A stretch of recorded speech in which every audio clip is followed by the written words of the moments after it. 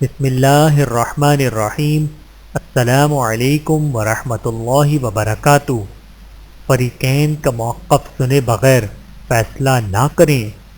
حضرت علی رضی اللہ تعالیٰ عنہ فرماتے ہیں کہ مجھے رسول اللہ صلی اللہ علیہ وآلہ وسلم نے یمن کی طرف قاضی بنا کر بھیجا۔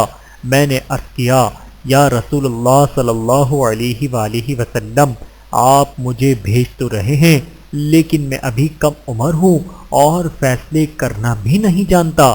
آپ صلی اللہ علیہ وآلہ وسلم نے فرمایا، اللہ تمہارے دل کی رہنمائی فرمائے گا اور تمہاری زبان کو سلامتی اور استقامت عطا کرے گا۔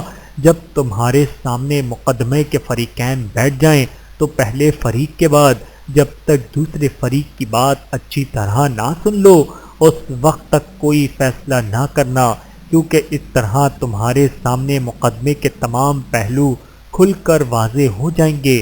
حضرت علی رضی اللہ تعالیٰ عنہ فرماتے ہیں، اس کے بعد میں ہمیشہ فیصلے کرتا رہا، یا یہ فرمایا، اس کے بعد مجھے کسی فیصلے میں کبھی شک نہیں ہوا۔